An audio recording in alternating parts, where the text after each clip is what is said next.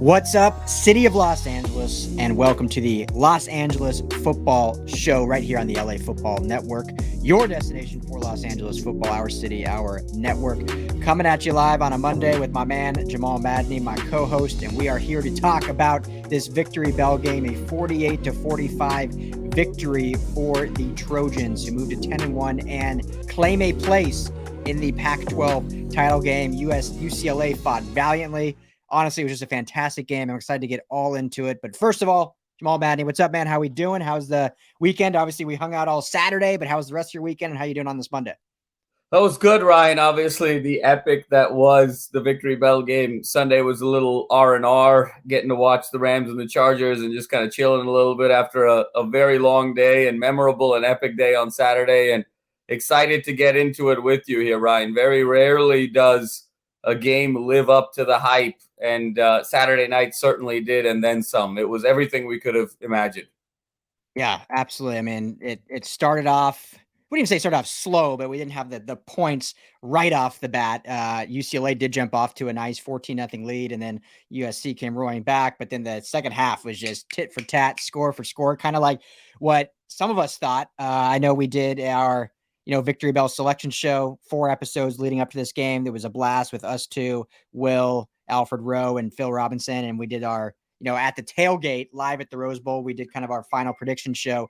And a few thought it was going to be a much lower scoring, and it was not. So, but some of us definitely thought it was going to be higher scoring, hitting that over of 76, which it did.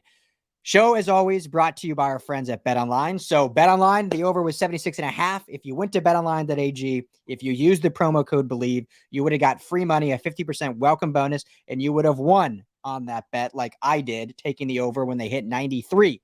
So if you haven't, do that now. BetOnline.ag, promo code BELIEVE. You can bet on this weekend's game, USC Notre Dame, UCLA Cal. Obviously, you got Rams and Chargers playing again this weekend as well. Promo code BELIEVE, betonline.ag. Tell them the guys at the LA Football Network sent you. So, Jamal, like I said, we were there at the tailgate, had a blast, met a lot of really cool people. We were giving away T-shirts and stuff like you can see behind me. We still have those up on the site if you want them. UCLA flagship shirt, and also Hate Us Because You Ain't Us USC shirt. You can check that out at lfbnetwork.com. But met a lot of cool people, had a lot of fun. You then were in the game, in the stands, in the environment with, your buddy and your dad. I'm sure that was just such an awesome experience. Obviously, you were leaning on the UCLA side. You do like both teams, but we all know you lean UCLA, rightfully so. And obviously the outcome wasn't exactly what you wanted, but what a phenomenal game. Just talk to me about the environment at the Rose Bowl, the precipice of both fan bases. Just what was the vibe like in the greatest stadium on earth?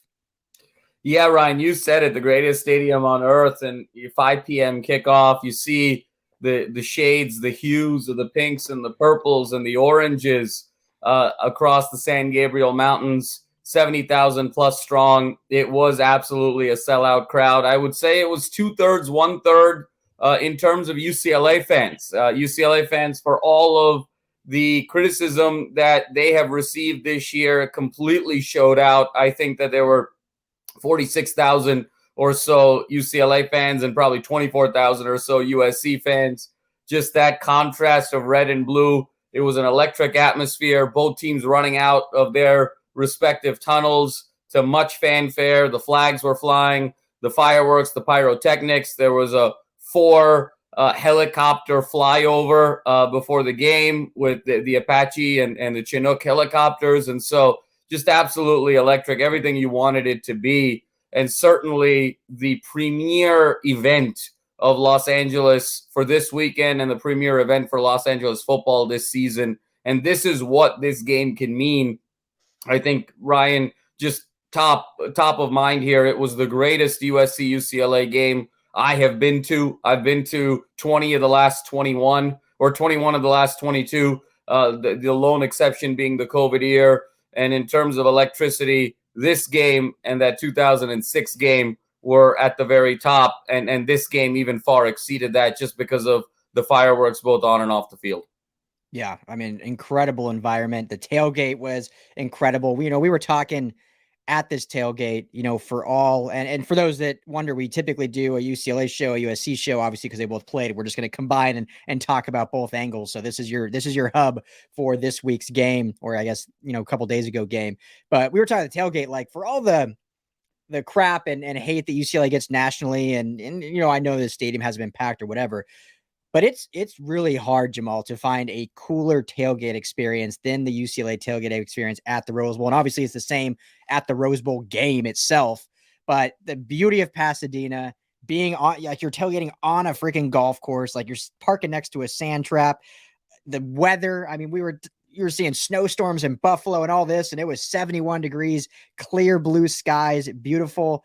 The fan bases, just how fun it is being both in LA. Like, the coolest thing to me about this rivalry, Jamal, is, well, first of all, I'm driving over LA and you're coming from Westwood. I live in Pasadena, but the entire LA area on Saturday was decked out in UCLA and USC. Like, it was all blue and red. No matter what city you're in, you saw someone in a jersey or a shirt, even if they weren't going to the game, just because that's how much this game means to the city, especially with how good these teams are this year. It just means that much more. But seeing at the tailgate, one of the coolest things is almost, I don't want to say every group, but I would say 80% of groups, they were collectively friends and were split UCLA and USC, or families split. Like, it wasn't like you had all your USC fans over here, all your UCLA fans over here. It's like, that's what it is, because they're 12 miles apart. It's, houses divided, city divided. And so I think that's what's so cool about this rivalry is it's like, even us with our tailgate, there was 7 of us, and it was like 3 guys wearing USC stuff, 4 guys wearing UCLA stuff. It's like, that's the culture of this game, this rivalry, and these programs.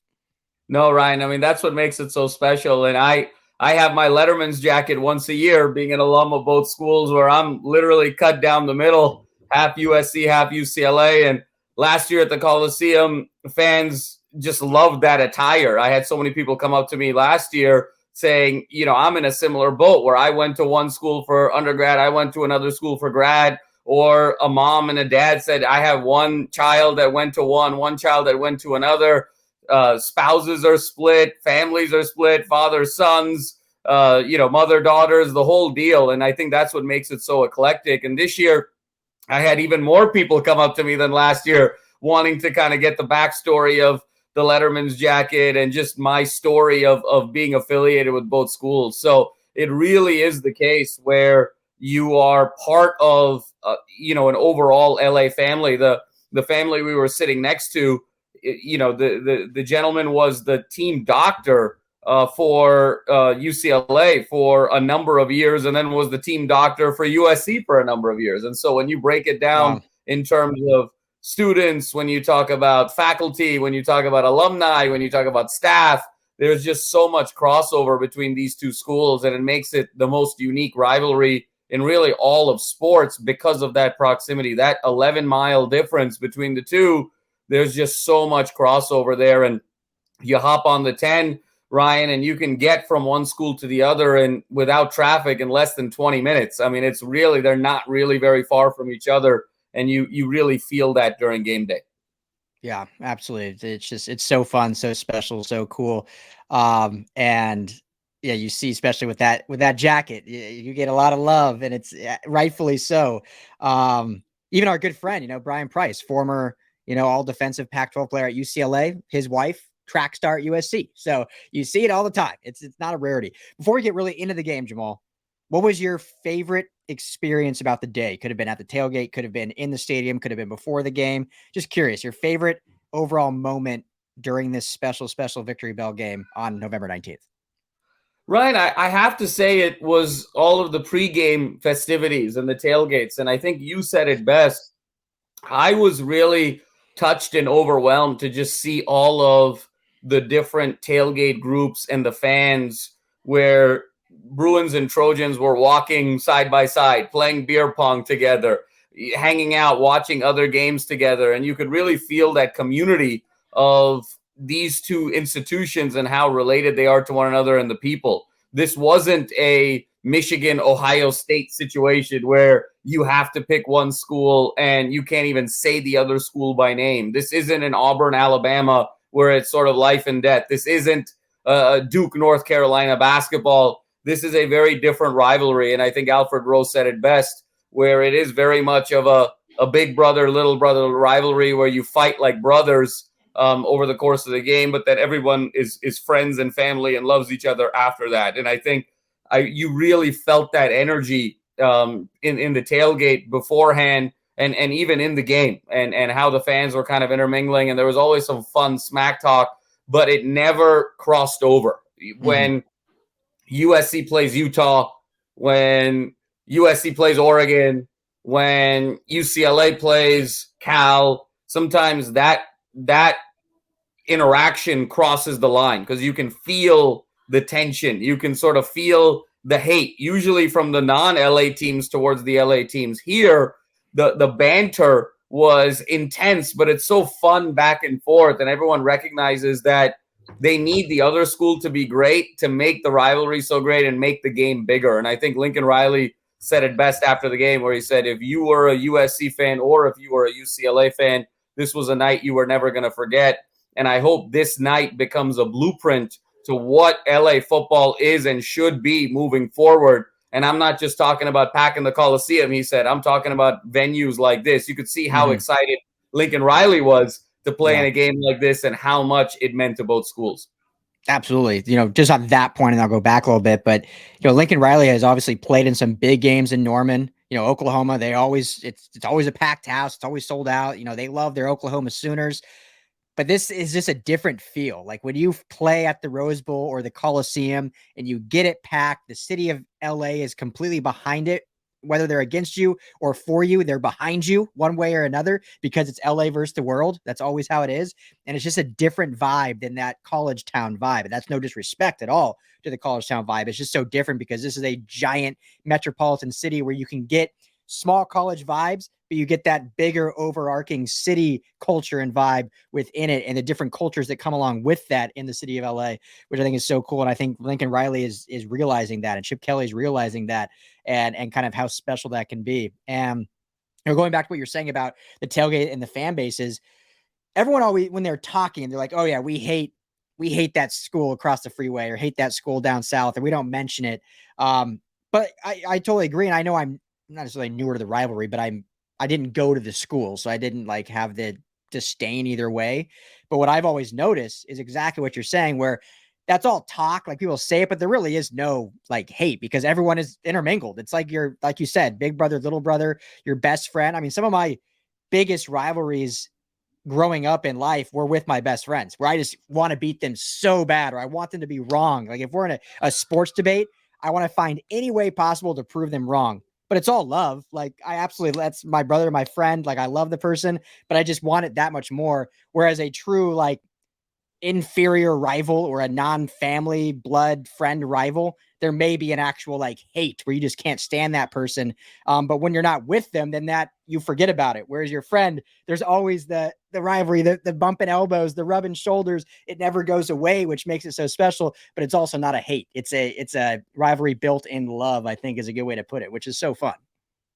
No doubt, Ryan. And I think you said it best. And I think what makes it very special is just how unique each school is to the ethos of LA. USC is regarded as a little bit more of the Hollywood school, the private school, but they're in downtown Los Angeles in a very urban environment. UCLA is the school that's regarded more for medical and social justice and really equity for all. And they're residing in the hills of Bel Air. And, when you just juxtapose geography and class and culture and ethnicity and public and private and all of these different elements together, it really speaks to and touches the minds and hearts of a lot of people. And so seeing everyone, I was taking pictures with folks before the game. A lot of folks recognized us, Ryan, with the work that we do, which was so cool. The coolest thing to me. So grateful for the fans, and they're like, hey, I recognize you from your show and love what you do and the analysis. And I know you went to both schools, but I know you lean UCLA, or other folks are coming in and telling me some other things as well. So that was so cool to just be part of the community and just see those relationships taking place pregame.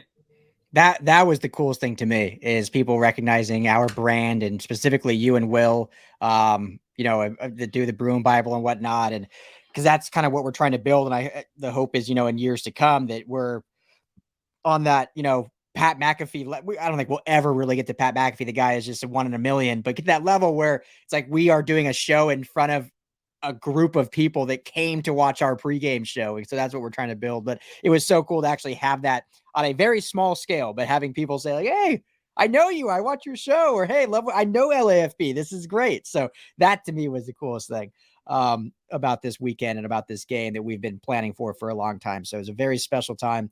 The game itself, Jamal, we can get to that now. Unbelievable game, 48-45. Gus Johnson, Joel Klatt on the call. Like, you can't get much better than that. Those are personally two of my favorites. There's a lot of really good, color commentators and play-by-play announcers out there, but those are some of my favorites in general. I don't know how you want to go through this. We can kind of go back and forth, but I think it might be good if we kind of talk about specific things that as they relate to each team. So maybe we talk about the quarterbacks, then we can talk about the running game, or we can do it differently. We can play it by ear, but I would like to start with the quarterbacks because they are the stars of the show. They both had very, very special games. DTR I know he had the 3 picks, but he had a phenomenal game, 309 yards, 4 passing touchdowns, 81 rushing yards, 2 rushing touchdowns, had 6 total touchdowns in this game, was really the true leader. You could see how bad he wanted it. And then Caleb Williams, Superman himself, 32 of 43, 470 yards through the air with 2 touchdowns, did have the 1 pick, and then also had 33 yards on the ground with the 1 touchdown as well, for 503 total yards, the most yardage he has ever had in his career. So big moments, big stage, and both these quarterbacks rose to it and put on epic performances and left it all out there. And last thing I'll say before I toss it over to you, what was so special about this performance by these two guys is, and I hated the way it ended for DTR because, I hate that it had to end on an interception, but that doesn't take anything away for how he played, how much he put into it. And you see at the end of the game, Jamal, how it all culminated down to that last moment. And you have DTR in tears, just exhausted, taped hands, body aching. And you see Caleb Williams ripping his helmet off, screaming to the heavens, running to the crowd with the USC fans, shouting about how excited he is. This is the first time he's ever played in this game. And I think you could see he knew already how much this meant. So seeing both quarterbacks in the moment, I think was so, so special after unbelievable performances. Yeah, Ryan, it was really significant and symbolic because I think they played exactly to who they were. And I think the Steph Curry, Russell Westbrook analogy held up pretty seamlessly over the course of that game, where Caleb was just steady, cool, calm, and collected. He had that first mistake. It was a rather egregious interception. There was nobody within 15 yards of whoever he was throwing it to. And then after that one mistake, he was basically bulletproof and flawless the rest of the night. You talked about the 503 yards. That was the single greatest total yardage performance in the history of the Victory Bell. And just every time USC got into a big third down, particularly in the second half, or there was a big play on the line, Ryan, he showed up in an absolutely significant way. Pinpoint accuracy to Jordan Addison, making some huge plays with Kyle Ford, making the plays with his legs. And there was just tremendous fear on the side of UCLA and the fan base. You could feel it. Every time SC had the ball after 14-0, it just felt like SC, it was just inevitable that they were going to score. And UCLA got pretty fortunate. They were scrappy. That first drive, they stopped that 4th and 1 on that Caleb keeper. SC missed 2 field goals. So there were 3 trips in the red zone that SC didn't even score. And so it just tells you en route to 649 yards of total offense, absolutely methodically shredding that UCLA defense. Caleb showed that NFL poise. He showed that NFL calm and the ability to read the defenses and survey the field and make great plays. And on the other side, DTR was everything that DTR was. Ryan, DTR's ceiling in that game was actually higher than Caleb's ceiling, in my opinion. The problem was that his floor was much lower. And that's exactly sort of what the DTR-Caleb comparison has been. DTR with the 4 turnovers, but what spectacular plays. I mean, he was a guy who was getting in there and blocking guys on runs by Charbonnet. There was that drop snap in the third quarter that he picked up, and that could have been ball game, and he ran around and got that first down. There was that scramble where two USC guys lunged over him. He ducked and then found Bobo on that third down. He went in there on the scrambles, finishing those runs and just not shying away from the contact whatsoever. He even had to miss a play. There's questions of whether or not he has a minor concussion this week. His hand was taped up. He just battled. He's, regardless of where he ranks in terms of greatest quarterbacks in the history of UCLA football, and I know it's a very polarizing conversation, but where does his place really sit amongst that pantheon? To me, there's no question about it. Dorian Thompson Robinson is the greatest competitor in the history of UCLA football, and I don't think that's debatable. I think it's undisputed, and I don't think it's even close. And to have both of those guys play the way they played, I think was absolutely masterful. The one other thing, Ryan, I will say is, if Caleb Williams wins the Heisman Trophy this year, this was the game we will remember for really putting him into that next level, and his first signature win as a USC Trojan. But the one thing I will say, Ryan, is, and I talk about this and I've said this in the past, Caleb Williams was also the beneficiary that night of much better talent around him. And that was obvious with the 11 catches and the 175 plus yards from Jordan Addison. Addison was the best player on the field that night. From an NFL perspective, Addison was the best player on the field because his 11 catches, Ryan, there was nobody within 3 to 5 yards on any of those targets. He was that much better than a college secondary. This guy's going to be a stud in the NFL. And then when you look at the 3 catches, 73 yards and a touchdown from Kyle Ford, the 2 of those catches, Ryan, those were 50-50 balls. That's just my guy's better than your guy. That second quarter catch on that left sideline, it was a bang-bang play. Ford just ripped it away from JonJon Vaughns and then ran another 30 yards. And then that touchdown, that first play of the fourth quarter, it wasn't like that was a great throw. That was kind of a jump ball, 50-50. That was such a phenomenal catch that Kyle Ford made with that 1 foot in the back of the end zone, where the UCLA defender even applauded as soon as Kyle Ford got up. And again, it was seeing the greatness of USC talent being applauded by UCLA, much like it was with Drake London a couple years ago in the Rose Bowl. So Caleb was phenomenal. Caleb was sensational, but Caleb also had better weapons around him than DTR did. And I think Alfred Rowe really alluded to that fact earlier this week in terms of some of the preparation. The horses, the USC horses, just had more steam over 4 quarters than the UCLA horses did. UCLA left it all out there, maxed out, but the talent discrepancy in the end, it felt like, Ryan, if that game went 6 quarters, SC could have kept scoring every possession or gotten all the way to the red zone on every possession for 2 more quarters. But it felt like UCLA was on steam and glue and scotch tape by the end of that game, just trying to will one last score to make it happen. And you could just see the difference in the horsepower a little bit.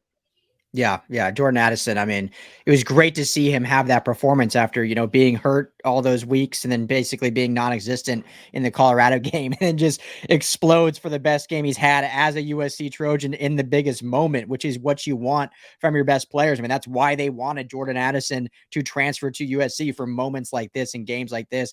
And he showed out, and, we love Kyle Ford. I love seeing this guy get more recognition now.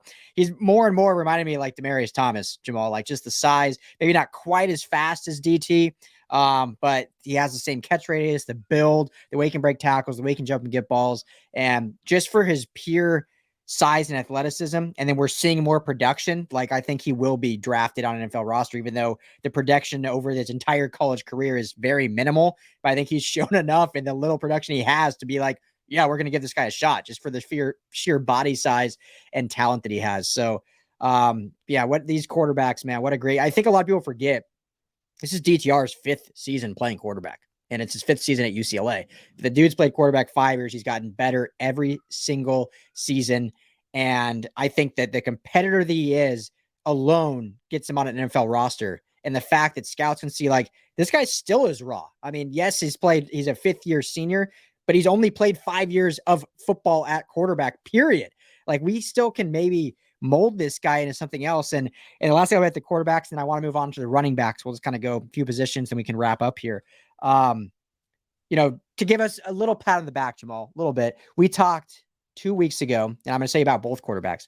We talked 2 weeks ago or so. I brought up, I can't remember if it was you or me, but brought up, I don't know why DTR is not getting more like comps to Jalen Hurts. Like Jalen Hurts was this great college quarterback, very athletic, a little more polished than DTR for sure, and a little bit bigger, 10 to 15 pounds or so, but very similar in terms of what they're good at. And I haven't heard that at all on the broadcast, which obviously you were at the game, you didn't hear, but Joel Klatt literally compared twice DTR to Jalen Hurts and said DTR absolutely has the Jalen Hurts model. He thinks he can put on a 10 to 15 more pounds to be like the Jalen Hurts size, which puts him on an NFL roster where he can absolutely then, grow. And I'm not saying he'll ever be an NFL starter necessarily, but I think he'll have a place in the NFL, especially we're seeing the success from guys like Lamar Jackson, Jalen Hurts, Justin Fields, who are able to be those dual threat guys. And I think there's a place for him. So I was a little tickled when I heard Joel Klatt saying that. Cause I was like, hey, we brought that up 2-3 weeks ago. And then the other thing, and this is a little bit, you've brought it up 3 weeks ago or so. Michael McClain, our video guy, did a video on it just recently. Comparing is not even the right word, but basically saying the closest thing that we've seen to Patrick Mahomes right now in college is Caleb Williams. And I don't want people to mishear us. We're not saying he's as good as Patrick Mahomes right now, because everyone, as soon as you comp, they hear that. But we're talking about like the skill set, the ability, what they can do with their talents. Caleb Williams has that ability like Pat Mahomes. And we saw it in this game, those rollouts to the right, throwing against his body in between two defenders on a dime. We see the jump throws. We see the mixed direction, little like shovel passes out when he's under pressure. So it was cool to see both of those comps we did. A, got shouted out by the telecast, and B, like we just watched it in front of our eyes, Caleb Williams having those Mahomes moments. See, Ryan, that's why you got to keep listening to the LA Football Network, where you get these takes before anyone else does, and they're taking it from us. And yep. Ryan, the last thing I'll say on the quarterbacks, because this really was a quarterback game. Everybody else was a supporting actor. These were the two stars. I'm gutted for DTR these last 2 days in terms of how it ended. And I have to say a couple of things. I think Chip rode his horse, his guy, for better or for worse. And I know he's getting a little bit of heat for a couple of areas in this game, but I think that bond and that relationship was so strong between the two of them that I think maybe it even impaired his judgment a little bit on some key moments in this game. And the two key moments in the game, Ryan, for me, that this game ultimately came down to, where you saw over 1,100 yards of offense, it was the last UCLA possession of the first half and the last UCLA possession of the second half. The last UCLA possession of the first half, we're looking at under 25 seconds. It's 21-17. UCLA has the ball, and DTR had just thrown an interception, and SC, fortunately for UCLA, missed the field goal. And so UCLA gets this ball back up 21-17, about 25 seconds left until halftime, knowing that they get the ball at the start of the second half. The whole stadium, at least the UCLA side, was really hoping the Bruins would take a knee and go into the locker room, because you could tell that DTR needed a little bit of a resetting in terms of poise and getting his head back in the game. He had that one interception. He had a near second interception on that very drive. And that forced throw, Ryan, gave SC a free 3 points at the end of the half. And guess what? It was a 3-point game at the very end. And what that 3 points did was it enabled SC to be one possession ahead throughout the whole second half, even after that DTR fumble in the third quarter. Because if it's still 21-17, UCLA comes back, makes it 24-17. Even if SC ties it and then takes the lead up 7 after that fumble, you go back, you tie it. SC's up 7, you go back, tie it. You're not chasing the possession. Now, granted, they got that final possession at the end, but it really changed the things that they wanted to do in the second half. And I think in retrospect, Chip would have loved to have gotten a double take on that one to be able to take that knee. And then the last drive, Ryan, where first down at the 39, you just complete that great ball to Bobo. There's still 2:20 to go, and you have 2 timeouts.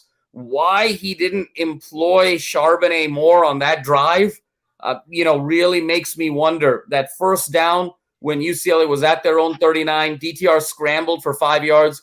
You're now 2nd and 5 at your own 44 with 2 minutes left, 2 timeouts. You don't want to score too quickly to give SC the ball because you've shown really no evidence of being able to stop them consistently. Why not run the ball? Why not keep it balanced? And again, it was this overly reliant emphasis on trying to throw the ball where DTR missed the read over to Kazmeir Allen. Kam Brown was wide open in the flat on the left. That would have been an easy 5 to 10 yards, or DTR could have scrambled for an easy first down there. Just missed the read. How ironic is it that Corey Foreman, the number 1 recruit in California 2 years ago, who's been on a milk carton for 2 years, makes the biggest play of that game. Just symbolism all over the place. But I thought those were the 2 key moments in this game, Ryan, where DTR's emotion sometimes gets the best of him, and he just poured his whole heart and soul on the field. But I also think Chip was a little too emotional given how tight that bond is between the two of them. And if I could have taken anything back for Chip, it would have been take that knee at the end of the first half and try and keep balanced on that last drive, because you really didn't need to rush. And frankly, rushing would have been detrimental. And that's a great segue, because we can get now into the great running backs we saw in this game. And I'll start with this, and I'll pose this question to you. Zach Charbonnet is the best running back in college football. We believe that. I know that's a big debate. I'm sure a lot of people on the East Coast don't think that, but I don't think anyone's arguing he's not at least top 2 or 3, with just how special he is. And with this game, the way it was, UCLA had a 14-point lead. That was erased rather quickly, but they were never really down by it. It was a back and forth game. And this is probably being overly critical, but hey, that's what we have time to do now. But, you know, Charbonnet really only 19 carries, 95 yards, which isn't by any means a bad game, but you would think we would see him get his most touches of the season in this game. So I was a bit surprised in the sense that, you know, DTR only had 5 less carries than Zach Charbonnet. And some of that was design, and some of that was just simply Dorian, you know, making plays when he was getting pressured and whatnot. But I was just very surprised that we didn't see Charbonnet featured a little bit more in this offense, considering what the USC defense was, what they struggled with, and how good Charbonnet is, and how he's been the focal point of this offense the entire season. And we talked, Jamal, extensively throughout the season, but also in these Victory Bell shows leading up to this and in the pregame tailgate show about the difference in this game would be Zach Charbonnet, because the USC Trojans have not seen a back the caliber of Zach Charbonnet. And yet, for whatever reason, Chip Kelly really didn't utilize him as much as we expected. You think it was indicative of USC defense playing better than we expected? Or was it more another thing where you just kind of said, Chip is great, but that was one error on his end where he really should have utilized his best back more?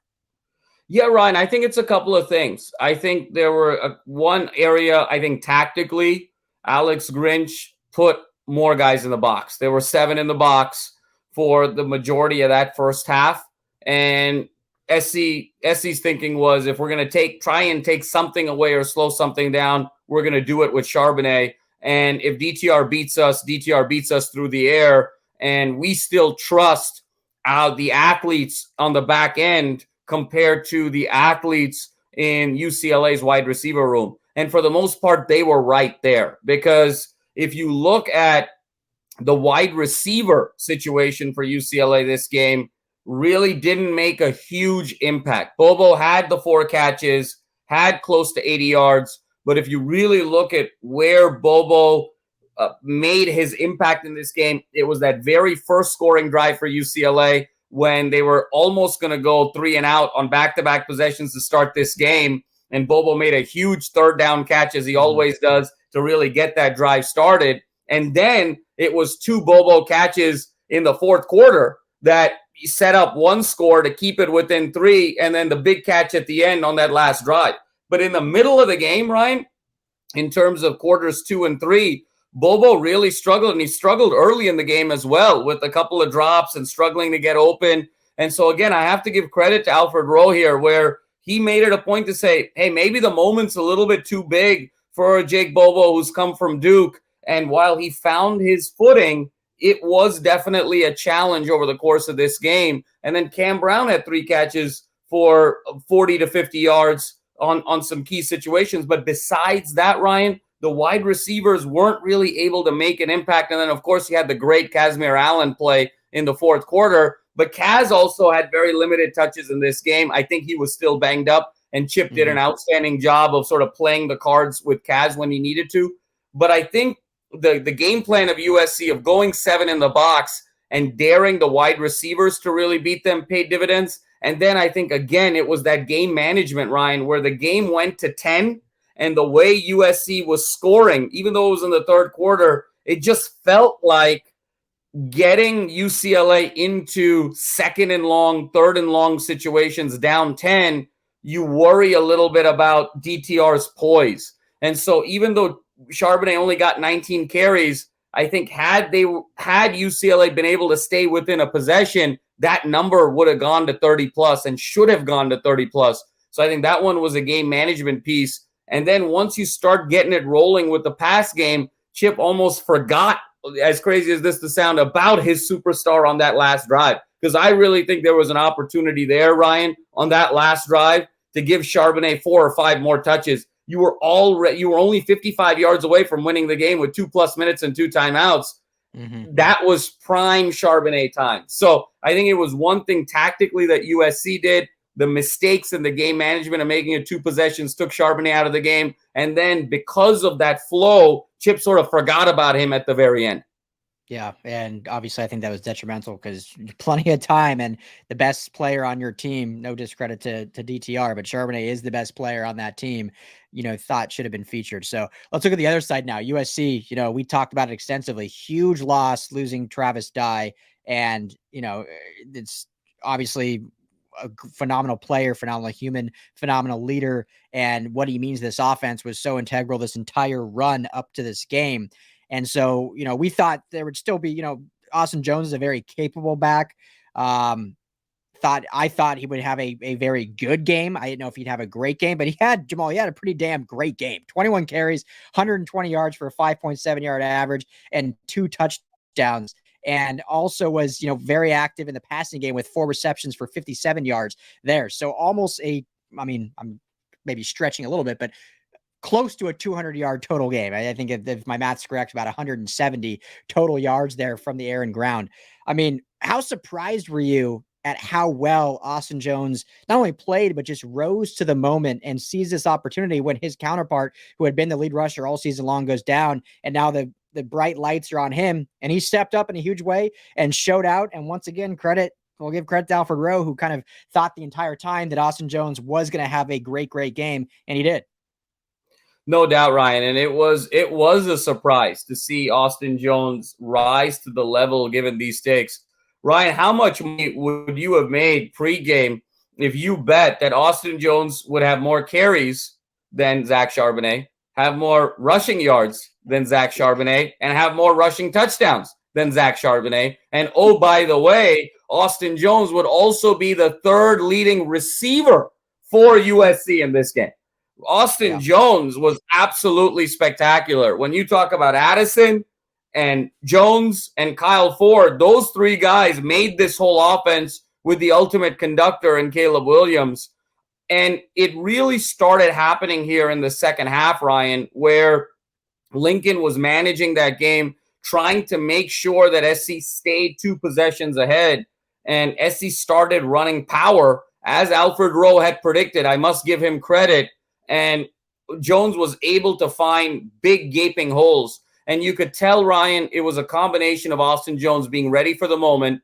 It was a combination of him having the scheme around him in terms of power blocking that really fit his skill set. And also a combination of the injuries on the defensive line that UCLA incurred in that first quarter to Jay Toya, to Gary Smith III, that ultimately left UCLA razor thin up front. And in some of those runs in the third quarter and fourth quarter, Ryan, there were gaping holes there where Austin Jones was getting 7, 8, 9 yards before he was even getting touched. So all the credit in the world to Austin Jones for being ready and also being such a capable and skilled receiver coming out of the backfield. And I go back to, Ryan, that first 3 drives of the third quarter of that USC Colorado game when Travis Dye had just gotten hurt.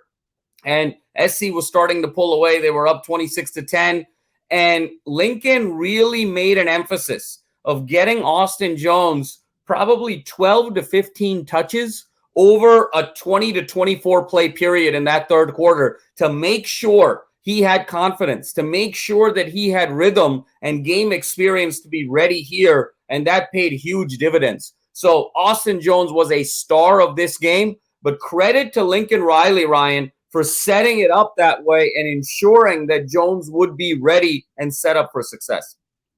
Yeah, no, that's a great point. Absolutely. That preparation and that addition, what they did last week, I think was huge. And last thing I'll say about him, and I agree, the offensive line deserves a huge shout out. Andrew Voorhees, all those Warriors up there, I thought played great in this one. Absolutely. You mentioned the injuries on the UCLA defensive line. You know, obviously that had a huge effect. And the cool thing that when you talked about this brotherhood, and when you saw Jay Toya get injured, and the first people he was met by was the USC Trojans players, because for those who don't remember, Jay Toya was enrolled at USC before then transferring to UCLA, so knew some of those guys, and so that was so cool to see. But obviously, such a bummer to lose him in this game. But yeah, what a performance! Austin Jones. What I loved seeing from him too was the vision. I think there was a lot of those touchdown runs where, in the beginning, the holes weren't as big, and you'd see a little sliver and him kind of just shake through and then go to the right, go to the left, almost like a bunny through these things. So I thought that was very exciting to see. So Jamal, let's wrap up with this for this show. And I kind of want to, obviously we're going to preview next week's games later. I know it's the Thanksgiving week, so our schedule might be a little different, but we'll do another show to preview the two big games coming up to end the regular season. But I just want to talk about big picture here after this game. And we can start with UCLA and talk USC. But UCLA now sitting with, 3 losses, 8-3 overall, still have a chance to get to 10 wins on the season, which would tie their biggest mark, which you've talked about a lot. To you, let's assume they beat Cal. Obviously, you never want to assume anything, but let's assume they do, and they go to a bowl game and get a win, get to 10-3. To you, is that a successful season for this team, or based on everyone returning, based on year 5 for Chip Kelly, based on this is kind of, the last year potentially with now this new Lincoln Riley era across town of this team having this real legitimate shot at being the team in LA? Was this a successful season, or is this a bit of a letdown? No, it wasn't a successful season, Ryan, if we're being completely honest here. And that's why I'm so gutted for DTR and for Chip and for those 20-something seniors, because this game at the end, Ryan, had an element of finality to it without sounding overly dramatic. And the last time I remember a game having this level of finality in this rivalry was 2001, when UCLA had still beaten SC 8 years in a row from 91 to 98. SC got them back the last 2 years, but they were close games. And then Pete Carroll's first year at SC, and he was still trying to figure it out, and he ultimately ended up going 6-6 that first year because he didn't have all his guys and trying to implement his system, and Carson was learning, the elements of the offense and whatnot. And UCLA at the time, in the first BCS ranking, they started 6-0 and were number 3 in the BCS, while Pete was trying to figure it out, and SC at one point was 1-5 that season. And that game culminated in USC beating UCLA 27-0 for the victory bell. And you got the feeling after that game that this is going to be SC's town for a while.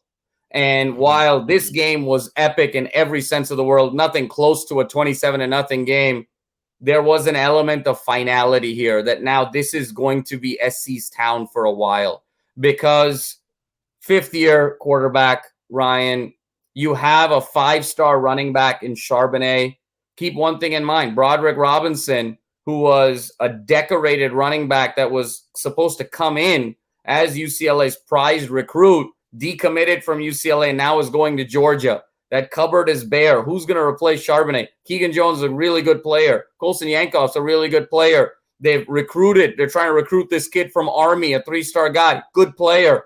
Nobody's Charbonnet. And that drop-off is going to be so significant. And then when you think about 2 of the 4 leading receivers in this game, Jake Bobo and Michael Ezeike, both will not be with this team next year. And when you double that down with the fact that this team lost Phillips and Dulcich the year before, and the model that Chip is trying to play is this transfer portal model and developing players, This isn't an Ohio State. This isn't a Georgia. This isn't an Alabama. This isn't the USC where you can just reload time and again. This was that window. When you look at the 3 non-conference games, really against very poor competition, when you look at the state of Colorado this year, when you look at the state of Stanford this year, when you look at the fact that there were really only 4 true road games on the schedule, everything was set up for this to be the year to break the 24-year drought of the Pac-12 title and get back to the Rose Bowl. And all we said was if they can go 2-2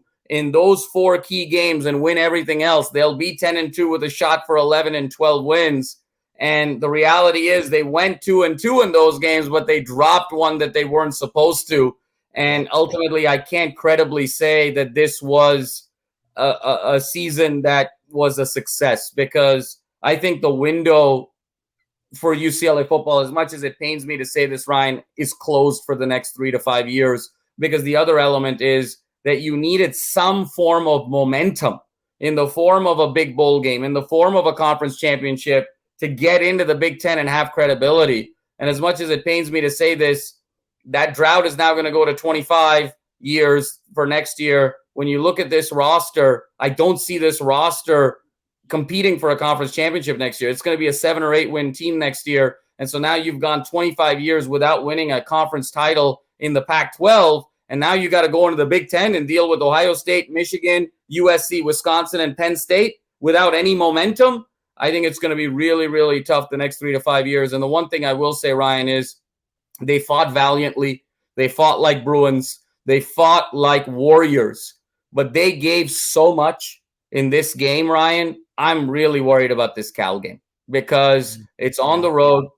They have nothing to play for. Look, 2 weeks ago, they went from 8-1, college football playoff still in play, Rose Bowl still in play, Pac-12 title still in play, Heisman still in play, Doak Walker Award still in play. And now 2 weeks later, you're talking about, at best, it's going to be a Sun Bowl or a Vegas Bowl, because I don't think the Holiday is going to invite them back after last year, and they have a back-to-back policy. And so when you've fallen that far, that quickly in 2 weeks, and then you flip it on the other side where Cal is bowl ineligible, they just beat Stanford. This is going to be at home with all the talk about the Big Ten and the regions and these two schools going back and forth. Cal's going to treat this like their bowl game. This is Cal's Super Bowl this year.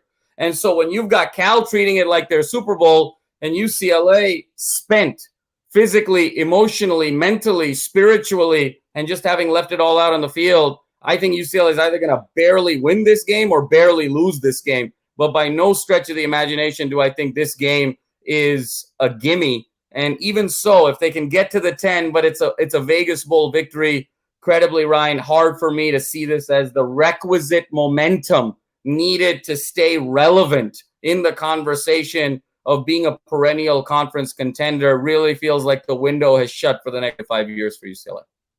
Yeah, it's so unfortunate, and an overall very good year, but definitely not what we wanted to see in expectations. You know, our hope was the potential of this Victory Bell game would still allow both of these teams to potentially play in the Pac-12 title game. If they were both either undefeated or even both just one-loss teams, that could have been a very real reality.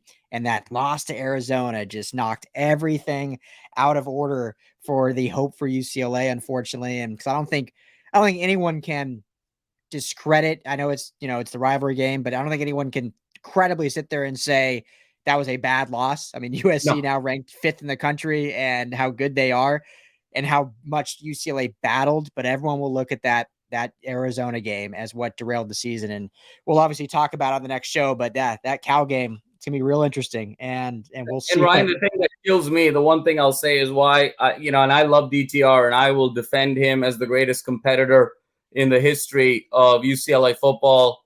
But I'm so sad for him right now, because he had the ball in his hands with a chance to win it against Arizona.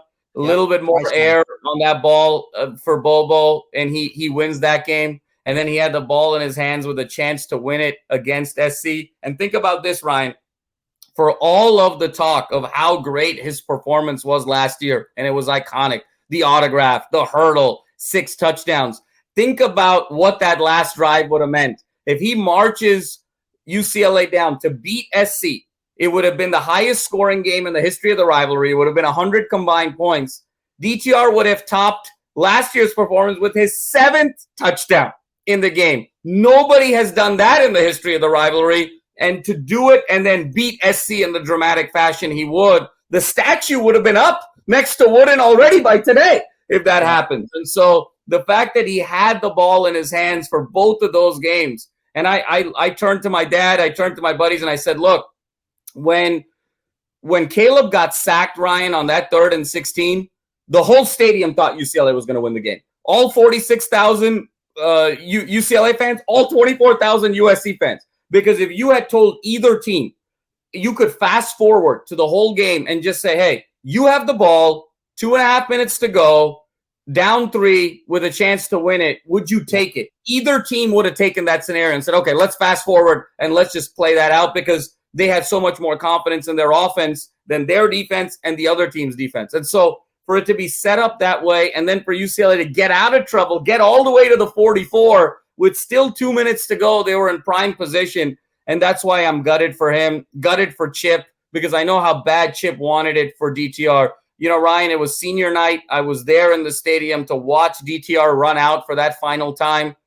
Chip and DTR hugged for probably a minute when they embraced. And you could tell how much that relationship, because they grew together 5 years. Chip hasn't really coached a single other quarterback for any credible period of time outside of DTR in his 5 years at UCLA.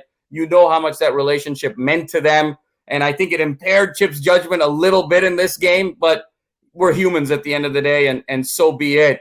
But I really feel like there's a sense of finality, because, Ryan, when you look at the bigger picture, and I know I've been talking a lot, and I'll pass it over to you, but look at the last 10 years.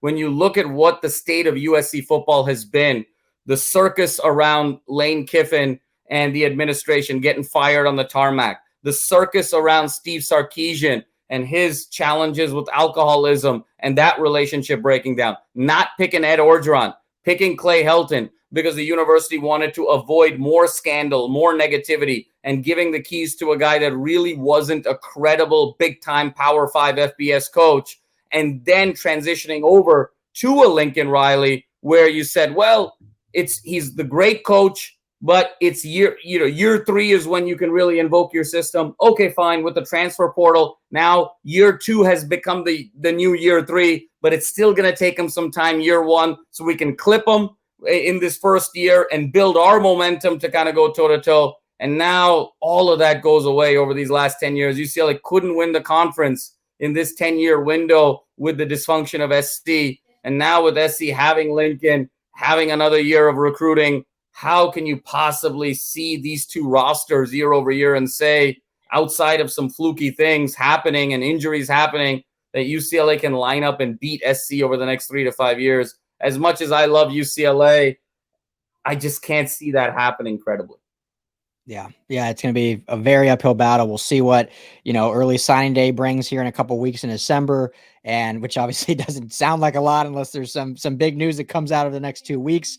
And obviously we'll see what that transfer portal invokes for UCLA. We'll hope for some big things, but we'll obviously have you all covered on that. But so let's end with this then, looking at the big picture for USC, Jamal. And I've said it before, you said it before, but I just want to really double down on it and kind of like give credit where credit's due. It is amazing to me what Lincoln Riley has done in 11 games and 6 months with this program. This was a broken program at 4-8 last year. It had been, you just mentioned it all right before this, about the decade of disillusion around this program with 3 different head coaches and just the toils. They had the one up year in Clay Helton where they win the Rose Bowl with 3 losses. They're able to sneak in there, but outside of that, not much positivity around this. They go 4-8 last year after firing Clay Helton. A lot of recruits decommit. They leave. Lincoln Riley comes in. A lot of those recruits recommit. They get obviously the big time transfers, obviously the biggest one being Caleb Williams. But even with all of those transfers, those 5-star commits that recommitted, I don't think anyone in their right mind would have said this team would be 10-1 going into the Notre Dame game, had clinched a berth in the Pac-12 title and been ranked with a clear road to the college football playoff in year one. It is fascinating to me. It's unbelievable. And their one loss, we've said it a bunch, their one loss was a 2-point conversion loss to Utah on the road. Still a loss, absolutely, but a good loss at that. I don't know. It's just amazing to me. I think it's really, you look at everything, the hype that went into this team. We had talks in the chat before with other guys that now are no longer with LAFB, but about how it was all hype and we got to see it on the field. Well, the hype was real because this is a 10-1 team, 5th in the nation in the AP poll, and might potentially play in the college football playoff after a 4-8 season and a complete rebirth, rebrand, retool mentality in 1 year. And it's just, I don't know. I think he's obviously getting a lot of credit. I'm not saying anyone's sleeping on USC or no one's talking about Lincoln Riley because they are, but I think it's just well-deserved because it's just amazing what he's been able to do in such a short time, Jamal. Ryan, it's absolutely remarkable when you think about this.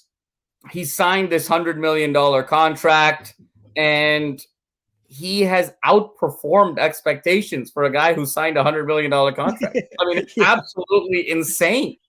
And everyone said, well, there's this target on his back now. He better perform. And I think all folks within the USC circle said this is probably a 9-3 team this year at best. We're going to need to get tougher in the trenches. We're going to need to sort of invoke Lincoln's philosophy on both sides of the ball. Is Alex Grinch really going to be a credible championship defensive coordinator for years to come? All of these things were the conversations going in. For them to sit at 10-1, and let me tell you something, Ryan, the matchup against Notre Dame, I know Notre Dame is top 20. SC should have no problem with Notre Dame on Saturday night in the Coliseum, given the fact that Notre Dame just doesn't have the firepower. To beat SC, you need to be able to go shot for shot for a long period of time, and Notre Dame just can't do that. So we're probably looking at an 11-1 situation going into the Pac-12 championship game. And just think about Jimbo Fisher at Texas A&M, signed $75 million contract. Mm-hmm. Look at the state of Texas A&M. Look at the state of Mel Tucker at Michigan State, signs a huge contract. Look at where Michigan State is. So Jamal, just because you spend, look at the state of Oklahoma, where he's at. They bring in Brent Venables, the great defensive mind from Clemson. They're 6-5. No, I mean, so money doesn't guarantee you anything. This is just an incredible head football coach. He's one of the 5 best coaches in the sport, arguably one of the 3 best coaches in the sport. And when you sort of break it down here, Ryan, he's going to put a run together here. This is feeling like we're back to the Pete days. And the only thing that's going to stop this USC train is if and when he chooses to go to the NFL and go to the next level. But short of that, over the next 4, 5, 6 years, whenever that happens, whether it's sooner, whether it's later, there is just no one on the West Coast that's going to be able to stop this train. And I think it's going to be fascinating to see this team and Lincoln Riley going and playing in the Big Ten and going up head-to-head with the Ohio States and the Michigans year over year. I think it's going to be absolutely delicious. And who would have thought, Ryan, for my money, he's the coach of the year in the Pac-12, which is insane to say for a guy who's getting paid what he's getting paid and the expectations at USC. But it's either him or DeBoer at Washington for my money. And I would have to give the leaning to Lincoln Riley right now. He's been absolutely sensational. And the one thing that stands out to me, Ryan, being at the game, end of the third quarter, okay, it was a battle. Everyone was sort of tense, high atmosphere. He brought the whole bench together. They made a whole circle. The whole team made a circle between the USC sideline and the 50-yard line, and everybody was bought into what he was saying. And when you looked on the flip side, UCLA was fired up, but, holding up the 4 fingers, getting ready, but they were scattered around. That leadership that he displays in different circumstances, it's one voice, it's one leader, it's one vision, and everybody buys in. And I just can't. I've run out of superlatives to talk about Lincoln Riley, but we went from Howard Jones, John McKay, Pete Carroll, and now Lincoln Riley. This really feels like chapter 4 of a true USC dynasty. Well said right there. And yeah, he's lived up to the hype. And it's not done yet, but this has been exceeded all expectations this year, and it's been so fun to watch it all come together. And I still don't think they're at their peak, which is great because they're gonna get their defense is gonna get better in years to come because they're gonna get more homegrown recruits in there, and the offense can get more consistent and whatnot. We still have a full year of Caleb Williams at quarterback, and so it's just it's amazing what I think this team can even become better. And the last thing I'll say, Jamal, because I know there's been talks about, and we're getting ahead of ourselves still, but what the hell, why not? When you look at the college football playoff, and there's some USC folks that I know Alfred is one of them, prefers like, I'd rather get left out. They can have that chip on their shoulder. Let's just play in the Rose Bowl and do that. I would hate to go and have to play Georgia and potentially, I don't think they would get blown out. I think the offense is good enough to at least make it a competitive game, but potentially lose by, 2 scores. And it just doesn't feel right the way the season ends. But there's a really, really real chance here, Jamal. And I know there's always hate towards the Pac-12 and whatnot, but there's a real shot where they could actually end up, if they went out, they could really slide into that 3 spot or 2 spot. It doesn't really matter because the 3 and 2 play and not play Georgia in the semifinal round. And then they would play the likes of Ohio State or Michigan. And we get a preview of the Big Ten matchup rivalry right there in the college football playoff, which I think is a fine matchup for them. I think they would be totally fine. I think they would potentially be favored against either of those schools. The way Ohio State and Michigan have played the last 3 weeks, barely escaping the likes of Maryland and Illinois and some of these other schools that they've struggled with. A lot of people are like, can they sneak into 4? I think there's a real shot, Jamal. They could sneak into 2 or 3. Am I crazy? Yeah, Ryan. I mean, it's a great point. And I'll say one thing, and it's so funny you mentioned this, and it speaks to, I think, the self-awareness of the USC fans as well, which was so funny. At the end of the game, we're all filing out of the stadium, and the USC fans start breaking out into a chant, "We want Georgia. No, we don't. We want Georgia. No, we don't." In realizing kind of where this team is. I think Georgia's the only team that is decidedly better than USC. I completely agree with you that Ohio State or Michigan, if USC plays them, I think USC can beat Michigan by a significant amount because Michigan just does not have the firepower offensively through the air. And it's going to be a very similar story with UCLA. There's only so much you can run. And once you fall behind 2 possessions and more, and that running game goes away and you need to throw, it all breaks down. And I think similarly with Ohio State, Caleb is every bit as good as CJ Stroud, arguably better. The receivers are every bit as, Jordan Addison on one side, Marvin Harrison Jr. on the other, Jackson Smith-Njigba, Kyle Ford, Mario Williams. It's shot for shot there. And that would probably go down to whoever has the ball last. And then I think talent-wise, even this state at the skill position, USC is better than TCU. So for me, the only team that significantly better than USC is Georgia. I think TCU, Ryan, would have to lose a game for SC to move out of that 4 spot because you have to think that the winner of Ohio State, Michigan, that win is so marquee. It's 2 versus 3. That's such a signature win. They're going to be undefeated. The winner with that marquee win, Georgia is going to be undefeated. And if TCU stays undefeated, really no credible path for USC to make it out of that 4 seed and facing Georgia in the first round. Where it gets interesting is if TCU trips up or if the chaos scenario happens where an LSU upsets Georgia in the SEC championship game. And then kind of all hell breaks loose at that point. Man. For me, I still think there's a 95 to 99% chance USC will be the 4 seed in this tournament. And even if they lose to Georgia, I don't think it's going to be as bad as people think. But I think this is the test that you want. You want to see what that gap is to that final step. And you don't want a 26th Rose Bowl for USC against a team that lost the Ohio State-Michigan game. You want to get to the dance and figure out how far away are we from that last step. We talked about this a couple of weeks ago, Ryan. If this was UCLA in this situation, I would have loved to have seen UCLA play in Ohio State or Michigan in the Rose Bowl, how much it means to that program and that history. But I think from an SC perspective, you want to be there. Even if you get blown out, you want to know what that gap is to get to the ultimate goal and prize.